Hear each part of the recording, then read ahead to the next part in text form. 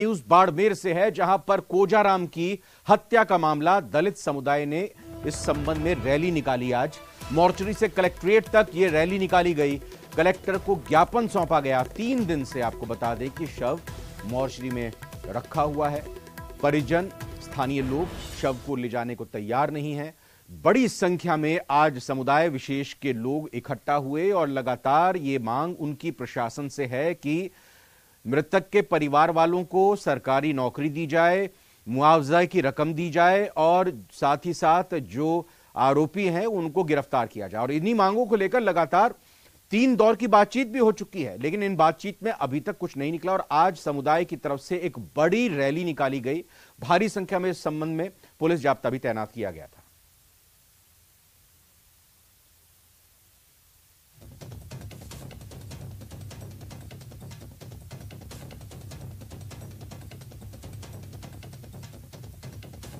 तो आज की ये रैली कितनी विशाल थी, कितने, या यूं कहें कि आज ये प्रदर्शन ये जो किया गया समुदाय की तरफ से, कितने जबरदस्त तरीके से ये लोग निकले बाहर। और इस दौरान इनकी यही मांग कि मृतक के परिवार वालों को मुआवजा दिया जाए, मृतक के परिवार वालों को सरकारी नौकरी दी जाए और जो आरोपी हैं, जो हत्यारे हैं, उनको जल्द से जल्द गिरफ्तार किया जाए। कोजाराम की हत्याकांड का मामला लगातार गर्माता जा रहा है और इसी को लेकर आज बड़ी संख्या में बाड़मेर में ये प्रदर्शन किया गया। बड़ी संख्या में लोग सड़कों पर उतर आए। पुलिस ने भी एहतियात के तौर पर भारी तैनाती वहां पर की हुई थी, जाब्ते की। और इसी दौरान लगातार अपनी मांग पर ही अड़िग हैं और कहीं ना कहीं इनकी ये इच्छा है कि जल्द से जल्द इस मामले को सुलझाया जाए। 3 दिन हो चुके हैं, अभी तक मोर्चरी से शव नहीं लिया गया है परिवार के लोगों की तरफ से। वो लगातार अपनी मांग पर अड़े हुए हैं और वो चाह रहे हैं कि प्रशासन की तरफ से उनके पास कोई आए, बातचीत करे। हालांकि 3 दौर की बातचीत भी हो चुकी है, लेकिन अभी तक इस बातचीत के बाद भी कोई हल नहीं निकला है।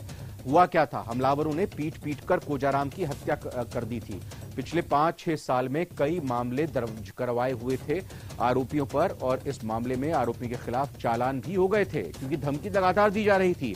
और फिर भी पुलिस का डर, पुलिस का खौफ इन हत्यारों पर, इन आरोपियों पर नहीं था। एक दिन ये ऐसा हुआ कि बकरियां चराने के लिए घर से कोजाराम निकले थे। उसी दौरान हमलावरों ने उनको देखा और फिर पीट कर उनकी नृशंस हत्या कर दी और इसका काफी गुस्सा, स्थानीय लोगों में काफी रोष है।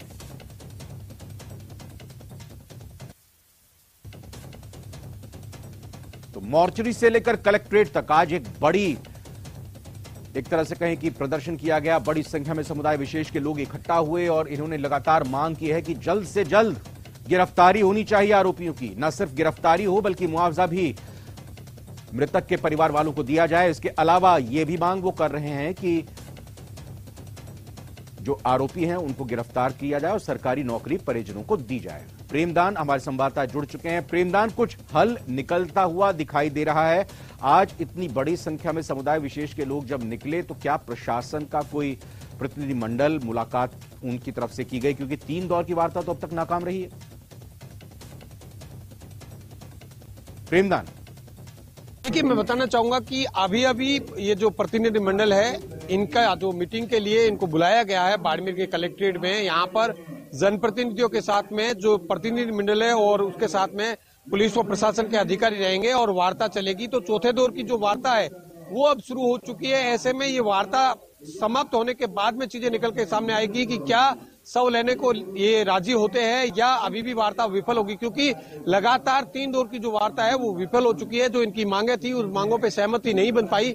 ऐसे में लगातार दबाव बन रहा था प्रशासन पे। 48 घंटे से अधिक बीत चुके हैं। मैं आपको बताना चाहूंगा कि इसमें सबसे बड़ी बात है कि 48 घंटे से ज्यादा शव जो रखा गया है तो शव खराब होने की स्थिति में। ऐसे में अब प्रशासन के लिए भी चिंता का विषय है। तो साथ ही साथ परिजन भी अब वार्ता के लिए प्रतिनिधि मिल गया है। उसके बाद में ये वार्ता होने के बाद में चीजें निकल करके सामने आएगी कि क्या वार्ता सफल रहती है या नहीं रहती है, ये वार्ता के बाद में मालूम चलेगा। 3 वही मांगे जो पहले थी बरकरार है?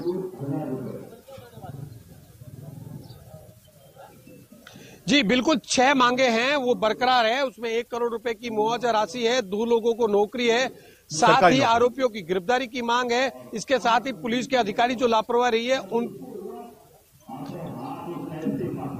हाँ, बोले प्रेमदान।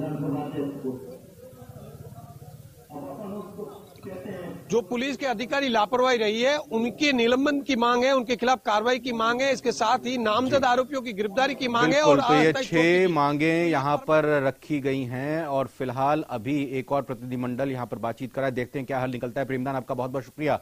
और इस बीच एक महत्वपूर्ण खबर आ रही है। मुख्यमंत्री अशोक गहलोत इस वक्त जो बजट में घोषणाएं की गई थी उसको लेकर लगातार जायजा ले रहे हैं, अलग अलग जगह जाकर लोगों को जागरूक करने की, उनको बताने की कि आखिर सरकार की तरफ से क्या कुछ बजट में घोषणाएं की गई और आपको किस रूप में वो योजनाएं, सरकार की योजनाएं फायदा दे सकती हैं। तो इस कार्यक्रम में मुख्यमंत्री अशोक गहलोत इस वक्त पहुंचे हुए हैं। सीधा ही वहीं का रुख करते हैं और अपनी बातों को मुख्यमंत्री रख रहे हैं। मर्म क्या है ये समझ करके इंप्लीमेंट करें। और जब हम कहते हैं कि महंगाई राहत से हम लड़ाई जाएंगे 2 महीने तक, तो आप सबकी बहुत बड़ी भूमिका होगी उसके अंदर, कोई उम्मीद करता हूं कि ये जनसेवा हमारा कर्तव्य होना चाहिए, हमारे भाव होने चाहिए। डॉक्टर अम्बेडकर ने सपना ये देखा था किस प्रकार शिक्षा हो, संघर्ष हो, लोग आगे बढ़े। वही भावना हम सब में होनी चाहिए। और जो गांधी जी ने भी कहा था, अगर राजनीति में किसी को आना है, किसी क्षेत्र में जाना है, आधा जिंदगी का जो है वो बचपन से ही रचनात्मक काम होना चाहिए। सिविल सोसाइटी काम कर रही है, यदि रचनात्मक काम है, एक्टिविटी में काम कर रहे हैं। और मैं हमेशा सिविल सोसाइटी के एनजीओ को सपोर्ट करता हूँ जब कभी मुझे अवसर मिलता है। और मेरा मानना है कि नई हर सरकारों को सपोर्ट करना चाहिए देश के अंदर। आज तो एक्टिविस्ट की भूमिका, सिविल सोसाइटी भूमिका और बढ़ जाती है जब हम देखते हैं कि देश में तनाव है, हिंसा का माहौल है और विश्वास का माहौल है, क्योंकि लोकतंत्र में और हमारे संविधान में और हमारी सोच में हिंसा का स्थान नहीं होना चाहिए। आज चिंता लगी किस प्रकार संवैधानिक घटना हो रही है, लोकतंत्र खुद खतरे में है ऐसा महसूस होता है। ये चिंता हम सबको नहीं चाहिए। राजस्थान में आप निश्चित रहे, आपने मुझे 1 बार नहीं, 2 बार नहीं, 3 बार मुख्यमंत्री बनाया। इस बात का ऐसा मुझे है, इस बात का ऐसा मुझे है। और मैं ये बात कहता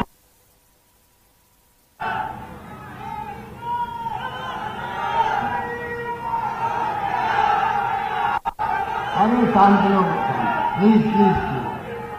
कई बार मैं कहता हूं जातिवाद की बात हो रही है, धर्म के नाम से राजनीति की बात हो रही है, और जब मैं देखता हूं अपनी तरफ, तो मैं कई बार मीटिंगों में कहता हूं कि मैं मेरी जाति का एक एमएलए है असेंबली के अंदर, एक एमएलए, और वो मैं खुद ही हूं। आप सोच सकते हो कि आज सभी जाति, सभी धर्म के लोग अगर आप रास्ते से दिखाएं, ऐसा माहौल बनाएं, तो जातिवाद हो या धर्म की बात करें, उनकी जगह वो है। पर अगर आप सांप्रदायिक फैलाएंगे, तनाव पैदा करेंगे, हिंसा का माहौल बनाएंगे, तो गांधी जी ने भी कहा था हिंसा का जवाब कभी हिंसा नहीं हो सकता है। और इस माहौल के अंदर देश कहाँ जाएगा, किस दिशा में जाएगा। आज माहौल हिंसा का है, आज माहौल तनाव का है, आज माहौल सांप्रदायिकता का है, तो नहीं होना चाहिए। राहुल गांधी की यात्रा हुई थी, भारत जोड़ो यात्रा, इसीलिए सिविल सोसाइटी ने सपोर्ट किया उनको। मुद्दे क्या थे, महंगाई का था, बेरोजगारी का था, नॉन वायलेंस का था, और अमीर और गरीब के लिए खाई बहुत बढ़ रही है। वही अपना में बड़ा मुद्दा देश में। गरीब कहाँ जाएगा, गरीब कहाँ जाएगा। सरकारों की जिम्मेदारी है कि वो इस खाई को बढ़ने नहीं दे, सबके सबका ख्याल रखे। हमारी सरकार ने जो बजट पेश किए हैं, 5 बजट मैंने पेश किए हैं, वर्तमान हालात को देखते हुए हमने कोई टैक्स नहीं लगाया किसी बजट के अंदर। जन कल्याणकारी योजना दी है, नवाचार किया जो देश में कहीं नहीं है, वो योजना हमने दी है राजस्थान के अंदर। जिसकी चर्चा भी विजय ठीक कह रहे थे, पूरे देश के अंदर हो रही है, चाहे वो ओपीएस भी क्यों नहीं हो। मैंने मानवीय दृष्टिकोण नहीं दिया ओपीएस, 35 साल अगर नौकरी करे और अनसर्टेनिटी है जिंदगी के अंदर, पता नहीं बुढ़ापे के अंदर मेरी पेंशन जो है शेयर मार्केट के आधार पर तय होगी, म्यूचुअल फंड के आधार पर तय होगी, तो आप सोच सकते हो कि क्या हालात होंगे, वो कैसे काम कर पाएंगे। ओपीएस देती गारंटी देती है आपको पेंशन की, तो कोई मुकाबला नहीं है। अब भारत सरकार ने उसको एक कमेटी बनाई है 10 दिन पहले ही। ये कमेटी पहले बन सकती थी, जब तो आपने हमारे खिलाफ को स्वीकार नहीं किया। मैंने प्रधानमंत्री मोदी जी को खुद को कहा आप इसको एग्जाम नहीं करवाइएगा, हमने सोच समझ के लागू की राजस्थान में। मेरा मानना है कि धीरे धीरे हमारी तमाम योजनाओं को, चाहे वो ओपीएस हो, चाहे राइट टू हेल्थ हो, चाहे मैंने एक और मांग की प्रधानमंत्री जी से सोशल सिक्योरिटी की, हम मोबाइल फोन इंटरनेट की सेवाएं, कंप्यूटर आ गए, राजीव गांधी का सपना था, सब कुछ हो गया है। विश्व गुरु बनने की बात हम कर रहे हैं।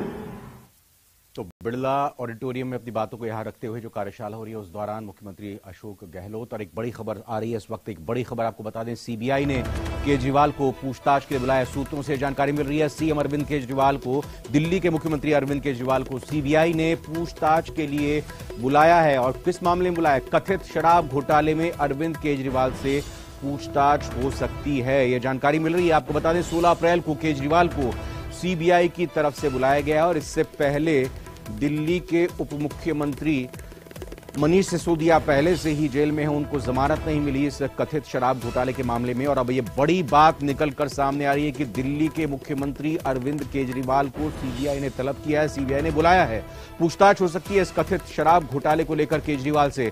तो क्या अरविंद केजरीवाल की मुश्किलें बढ़ती हुई नजर आ रही है, आम आदमी पार्टी की मुश्किलें बढ़ती हुई नजर आ रही है? क्योंकि साफ तौर पर 16 अप्रैल को जब सीबीआई पूछताछ करेगी तो इस कथित शराब घोटाले से जुड़े हुए जो शराब की जो पॉलिसी लेकर आई थी सरकार, उसमें क्या जानकारी थी और किस रूप में अरविंद केजरीवाल से संबंधित तमाम सवाल पूछे जाएंगे, क्योंकि वो सरकार के मुखिया और उसी लिहाज से सीबीआई ने जाहिर तौर पर एक सवालों की लिस्ट पूरे होमवर्क के साथ तैयार की होगी और उन्हीं तमाम सवालों के जरिए अरविंद केजरीवाल से वो जवाब लेने की कोशिश करेगी। अब देखना यह होगा कि अरविंद केजरीवाल को जब सीबीआई की तरफ से अब ये बुलाया गया है तो किस रूप में वो इस सीबीआई के जो बुलाया जा रहा है उसको स्वीकारते हैं, किस रूप में वो जाकर अपनी बातों को रखते हैं। साफ तौर पर राजनीतिक पारा भी इस दौरान हाई रहेगा। ये साफ है कि 16 अप्रैल से पहले अरविंद केजरीवाल लगातार वैसे भी केंद्रीय एजेंसी पर लगातार हमलावर रहे हैं। अब क्या कुछ वो कहते हैं 16 अप्रैल को सीबीआई की तरफ से जो उनको बुलावाया है उसको लेकर।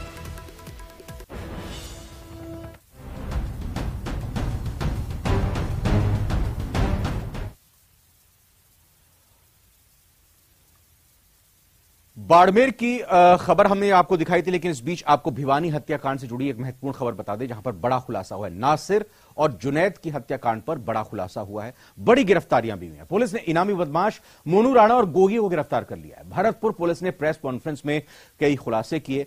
15 फरवरी को आपको याद दिला दें अपहरण की शिकायत हुई थी और फिर 16 फरवरी को हरियाणा में जले हुए शव मिले थे। अपहरण करके भिवानी में दोनों को जिंदा जला दिया गया था।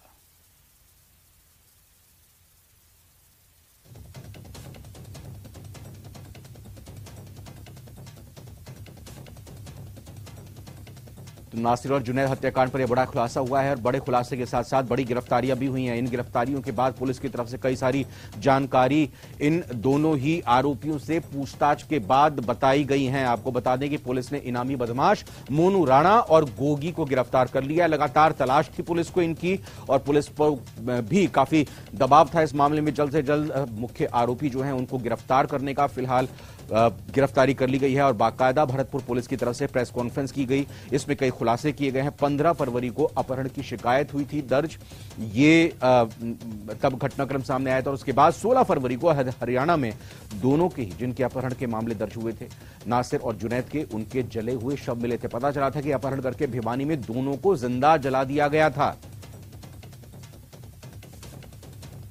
तो न सिर्फ जुनैद और नासिर की हत्या का आरोप है, बल्कि अपहरण की भी मामला जाहिर तौर पर इन पर बनता है। मोनू राणा को पकड़ा है, गोगी को गिरफ्तार किया है और इन दोनों को गिरफ्तार करने के बाद अब साफ तौर पर अदालत में जब इनको पेश किया जाएगा तो इनसे पुलिस रिमांड, अदालत से गुजारिश की जाएगी, इल्तजा की जाएगी पुलिस रिमांड इनको मिले, ताकि पूरी जो कड़ियां हैं इन दोहरे हत्याकांड की वो जोड़ी जा सके इनसे पूछताछ करने के बाद। और बड़ी कामयाबी एक तरह से कहा जाए कि राजस्थान पुलिस के लिए है और इसी लिहाज से प्रेस कॉन्फ्रेंस करके सारी जानकारी यहां पर भरतपुर पुलिस की तरफ से दी गई कि क्या कुछ बातें अभी तक सामने आई हैं। भरतपुर जिले में 15 फरवरी की अर्ली मॉर्निंग 2 युवकों का अपहरण हुआ, जिनके नाम नासिर और जुनैद थे, जो पहाड़ी थाना क्षेत्र के घाटमीका गांव के रहने वाले थे। 16 तारीख की सुबह, 16 फरवरी की सुबह उनकी बॉडीज और उनका बोलेरो वाहन हरियाणा के भिवानी जिले में जली हुई हालत में मिले। हमने 8 मुख्य आरोपियों को अनुसंधान के दौरान चिन्हित किया। ये 8 वो लोग थे जिनके बारे में इनमें से कुछ के नाम एफआईआर में थे। इस पूरे घटनाक्रम में शुरू से लेकर आखिर तक या इसमें जो विभिन्न पार्ट्स थे उनमें शामिल होने की पुष्टि हुई। इन 8 लोगों के नाम फोटो सहित भरतपुर पुलिस ने रिलीज किए। और फिलहाल एक छोटे से ब्रेक का वक्त हुआ है।